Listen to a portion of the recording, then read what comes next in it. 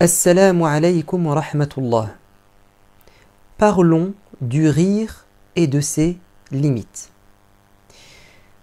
Rire, c'est quelque chose de tout à fait naturel.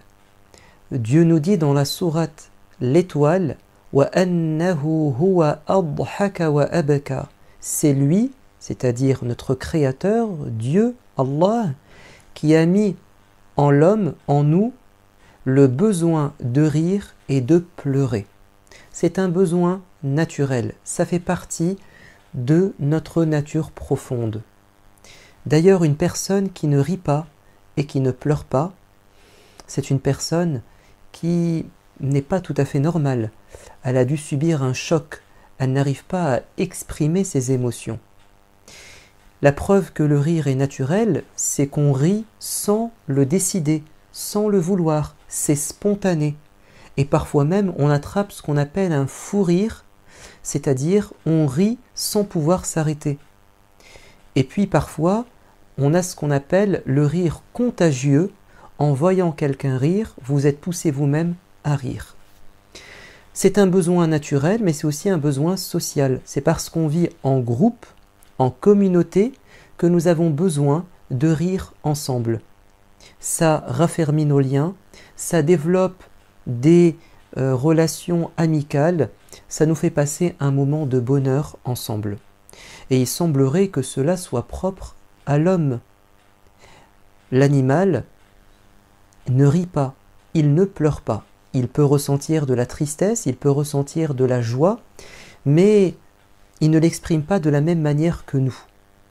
Alors c'est vrai qu'on dit verser des larmes de crocodile, mais c'est une image. Le crocodile ne verse pas de larmes quand il est triste. Certains disent que les chameaux peuvent verser des larmes lorsqu'ils sont tristes. Peut-être.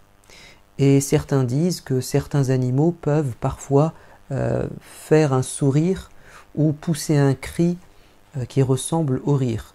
Ça reste à prouver. En tout cas, on ne peut pas condamner une personne qui rit, tout comme on ne peut pas la condamner si elle pleure. C'est parce qu'elle est un être humain normalement constitué qu'elle ressent le besoin de rire et de pleurer. Alors le rire est légitime. Et voyons voir dans la vie du prophète alayhi salatu wassalam si le rire avait sa place. Quand on se plonge dans sa vie de famille, notamment la relation qu'il avait avec ses épouses, on voit notre prophète bien-aimé connaître des moments de joie et de rire. Par exemple, un jour il était en voyage avec son épouse Aïcha et il va dire à ses compagnons de s'avancer afin de se retrouver seul avec elle.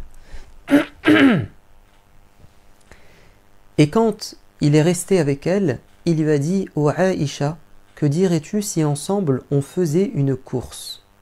Et ils vont courir, et c'est le prophète qui va remporter cette course. Et des années plus tard, le messager de Dieu va aussi demander à Aïcha, alors qu'ils étaient en voyage, de refaire une course. Je me suis trompé, c'est le prophète qui a été battu la première fois. C'est Aïcha qui a remporté la course, parce qu'elle était plus jeune, plus rapide, plus légère. Tandis que la deuxième fois, c'est le prophète qui va battre son épouse et il va lui dire « J'ai pris ma revanche aujourd'hui ». Et ces deux situations, ces deux épisodes ont été accompagnés de joie et de rire. Ils se sont amusés. Également, le prophète alayhi salatu wassalam était chez Aïcha, sa femme, et il y avait aussi une autre femme, Saouda, et Saouda a préparé un repas et elle l'a posé, et Aïcha a refusé de participer à ce repas en disant « ça ne m'intéresse pas, je n'en veux pas ». Et Saouda a insisté et elle lui a dit « si tu ne manges pas, alors sache que je vais t'en mettre sur le visage, je vais te barbouiller le visage ». Et Saouda a refusé et Aïcha va lui en mettre sur le visage et ensuite le prophète bien-aimé va écarter ses jambes et l'autre femme va prendre sa revanche, elle va lui en mettre sur le visage. Et le messager de Dieu a éclaté de rire parce que c'était une chamaillerie qui était marrante. Donc on voit bien que le messager de Dieu accepte de participer à des moments de joie et il rigole quand il est face à des situations assez rocambolesques, assez grotesques. Également, le messager de Dieu pouvait s'amuser avec les enfants. Souvent, il prenait ses petits-fils, Al-Hassan et Al-Hussein, et il plaisantait avec eux. Un jour, il a pris Al-Hassan à la mosquée pour aller prier la prière de l'après-midi. Et tandis qu'il était en prière, Al-Hassan, qui était très jeune, il devait avoir peut-être 3 à 4 ans, s'est perché sur son dos lorsqu'il était le front par terre. Et le messager de Dieu est donc resté dans cette position longtemps, à tel point que un des compagnons qui rapporte cette scène, il dit « Je me suis inquiété, j'ai levé ma tête et j'ai compris que le prophète n'osait pas se relever. » Et quand la prière s'est achevée, les gens ont dit « Ô messager de Dieu, nous avons eu peur pour toi, on pensait que tu étais mort ou bien que tu recevais la révélation. » Il a dit « Mais non, pas du tout, c'est mon petit-fils qui était en train de s'amuser, de monter sur mon dos et je n'ai pas voulu le brusquer ou l'arrêter dans son jeu. » Le messager de Dieu, un jour, était aux côtés d'un enfant et cet enfant va grandir et c'est lui qui témoigne de cette scène.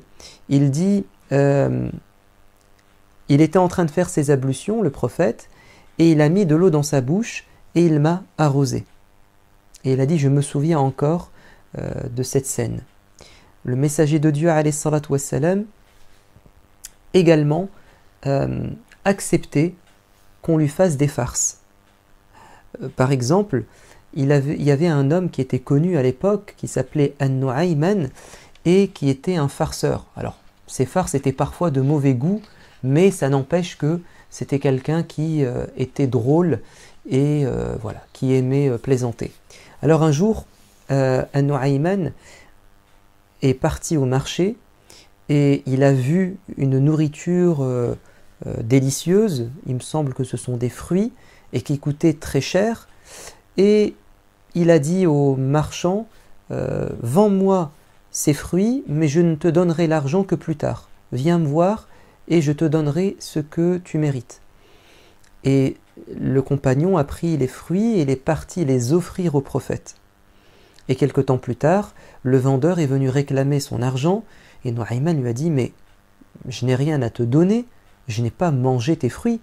Va réclamer ton argent à celui qui les a consommés, c'est le prophète. » Alors le prophète n'a rien compris, il a dit « Mais Nu'ayman, je pensais que c'était un cadeau. » Et Nu'ayman va dire « Oui, c'était un cadeau, mais il n'est pas gratuit. » Et le prophète éclatait de rire, enfin rigolait, parce que c'était très marrant. Également, le prophète alayhi salatu wassalam, lui-même va faire des farces. Un jour, il est parti au marché et il a repéré un paysan qui s'appelle Zahir et qui était pas très beau physiquement, les gens ne l'aimaient pas beaucoup, et puis c'était un paysan. Il venait des alentours de Médine pour vendre ses produits agricoles, ses céréales, mais aussi ce qu'il pouvait fabriquer comme panier, ses produits artisanaux. Et le messager de Dieu est venu par derrière et il l'a étreint, il l'a attrapé comme ça, sans que lui ne puisse le voir. Alors Zahir a été surpris, il a commencé à se débattre et à dire « Mais qui es-tu? Lâche-moi, qu'est-ce qui te prend ?» Et le messager de Dieu enfin l'a relâché et il a compris que c'était une blague. Et le prophète n'a pas terminé, il a pris sa main, il l'a levée et il a dit « Oh vous, les gens du marché, qui veut acheter cet esclave? Qui veut acheter cet esclave ?» C'était évidemment une blague. Et Zahir, comprenant qu'il s'agissait d'une farce, va dire « Prophète, tu sais très bien que les gens ne m'aiment pas, que les gens ne m'accordent pas d'importance, tu n'auras aucun argent, tu ne vas rien gagner avec moi. » Et le prophète va lui dire « Mais sache qu'aux yeux de Dieu, tu as beaucoup de valeur. » Le messager de Dieu, c'était quelqu'un d'ouvert, c'était quelqu'un qui aimait plaisanter, qui n'hésitait pas à mettre de la joie dans le cœur des gens. Également, un jour, il a reçu une vieille dame qui lui a dit « Ô messager de Dieu, est-ce que les femmes de mon âge vont entrer au paradis? Est-ce que je vais entrer au paradis ?» Et le prophète va lui dire « Non, tu n'iras pas au paradis. » Alors, elle a été choquée par la réponse. C'est comme si le ciel s'était effondré sur elle. Elle est repartie en pleurant. Et là, le prophète a dit « Mais non, mais non, mais non, reviens, reviens. Ne sais-tu pas que au paradis, les femmes sont toutes de même âge, uruban atraba, elles sont jeunes éternellement et elles ont le même âge et elles sont belles et gracieuses. » C'est-à-dire qu'en fait, elle va aller au paradis, mais pas dans cette apparence physique, pas à cet âge-là. Donc le messager de Dieu n'a pas menti. Il a dit une vérité, mais on pouvait comprendre la chose autrement. Et c'est pour ça que la femme a été choquée. Mais c'était une manière de plaisanter avec elle. Bon, elle l'a mal pris, mais après elle a compris qu'il s'agissait d'un second degré, c'est-à-dire qu'on ne doit pas prendre la chose au pied de la lettre, mais comprendre le sens caché. Donc le messager de Dieu pouvait même plaisanter avec des dames d'un certain âge. Et un jour, un homme lui a dit au messager de Dieu, donne-moi s'il te plaît un chameau pour voyager. Et il a dit aux gens, donnez-lui le petit d'un chameau. Alors l'homme a dit, mais prophète, mais que vais-je faire d'un chamelon? Il est trop jeune, je ne pourrai pas en faire ma monture, monter dessus.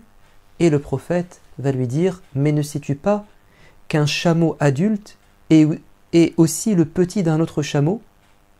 Et donc là, le petit d'un chameau a deux sens. Soit vous voulez dire un chamelon, c'est-à-dire un chameau qui est encore tout petit, qui tète, et dans ce cas-là, effectivement, on ne peut pas en faire une monture, ou bien on peut le comprendre de la manière dont le prophète l'a dit, c'est-à-dire que tous les chameaux ont été à un moment donné et restent les petits de leur maman, de leur papa.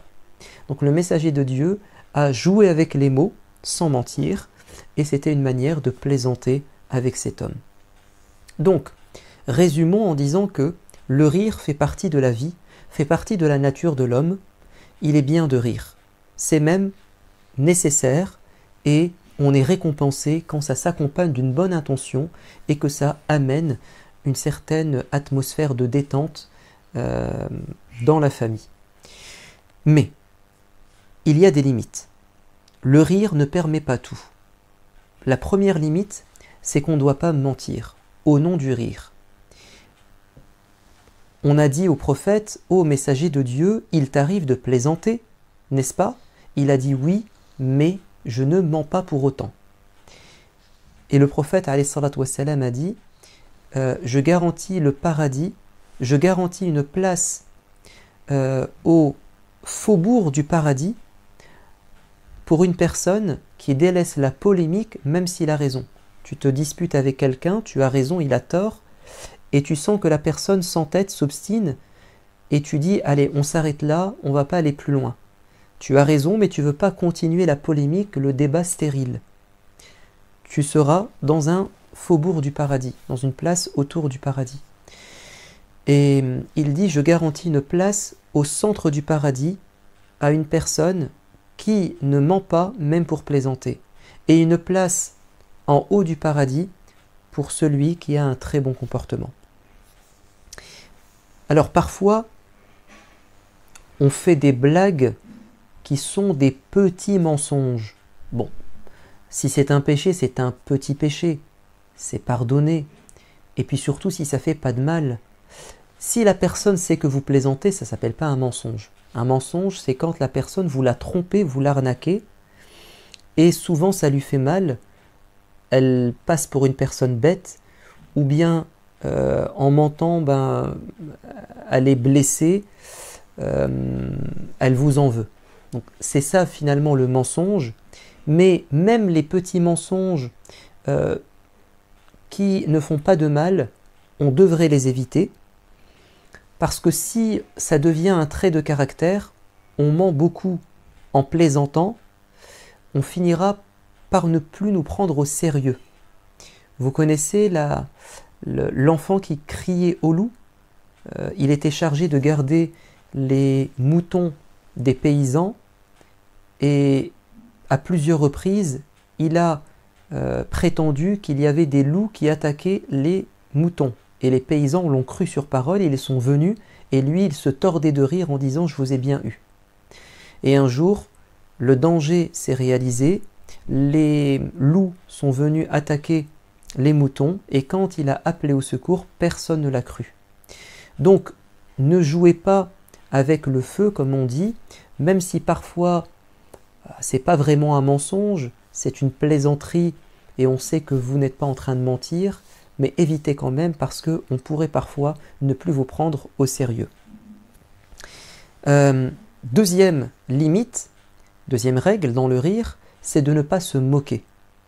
Parfois, pour faire rire les autres, on se moque de quelqu'un. Ça, c'est pas bien. Parce que vous avez blessé une personne sans raison. Vous lui avez fait du mal. Dieu le dit clairement dans une sourate, Al-Hujurat, « Ô vous qui avez la foi, ne vous moquez pas les uns des autres. Que les femmes ne se moquent pas des autres femmes. » Pourquoi? Parce que nous allons faire du mal à la personne, et cette personne est peut-être meilleure que vous. Et quand Allah aime quelqu'un, et c'est quelqu'un de bien, et que vous l'avez blessé, Dieu va se mettre en colère contre vous. Et ça peut se retourner contre vous. Vous vous êtes moqué par exemple du physique de la personne, de son apparence, de sa manière de parler, de sa manière de marcher, parce qu'il est tombé, enfin ce genre de choses, ça pourrait vous arriver. Moi je connais des histoires, des récits qu'on m'a racontés de personnes qui se sont moquées d'autres personnes et ça s'est retourné contre eux.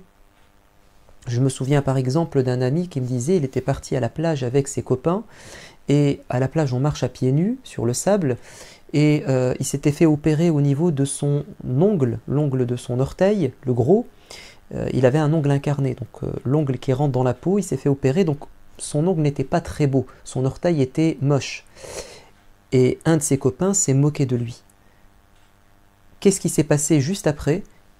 Ce moqueur s'est pris un rocher sur l'orteil et son ongle s'est fendu. Donc ça lui est arrivé juste après.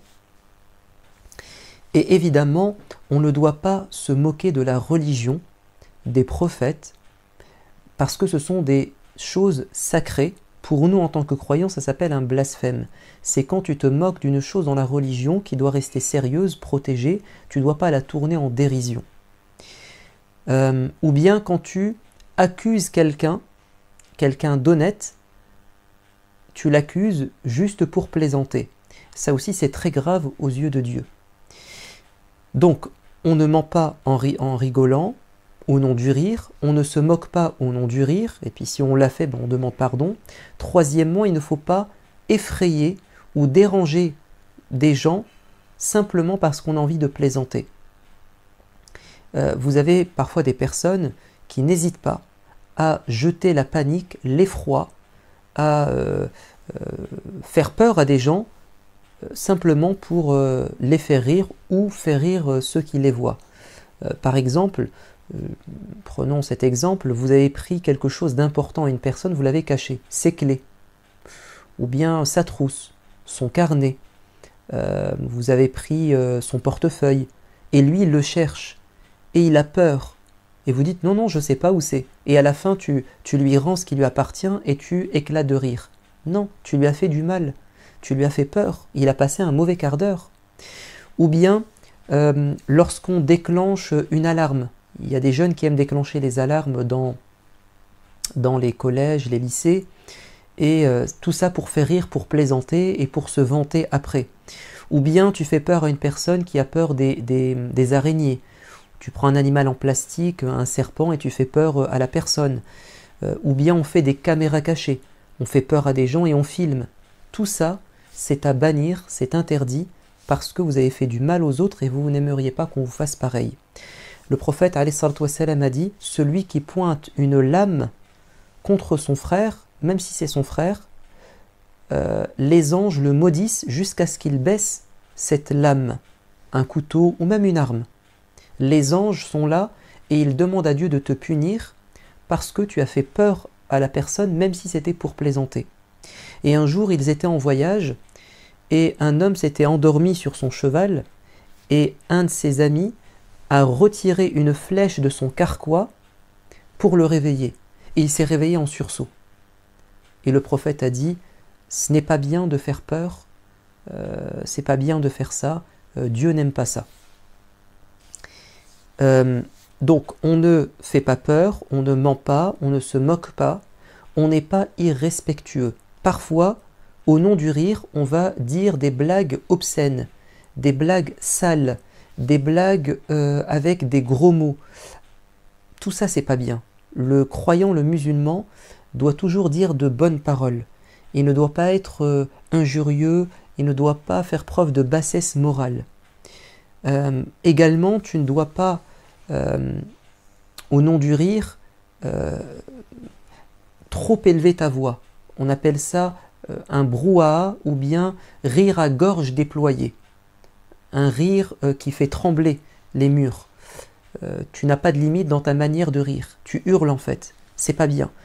Dans le Coran, dans la sourate Luqman, cet homme a dit à son fils « N'hurle pas, n'élève pas ta voix ou baisse ta voix, car la pire des voix, c'est celle de l'âne qui braie. » Donc il y a des gens qui rigolent tellement fort, on dirait un braiement d'âne. Non, ça c'est pas bien, il faut faire preuve de retenue et de pudeur. Et puis enfin, on ne doit pas rire tout le temps et n'importe quand. Il y a des moments où il faut être sérieux. Quand tu es à l'école, il faut être sérieux. Quand tu es dans ta prière, il faut être sérieux. Un jour, un homme est entré dans la mosquée au temps du prophète et c'était un malvoyant.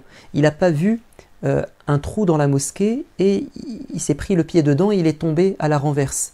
Et les gens, certaines personnes dans la prière se sont moquées de lui, ont pouffé de rire.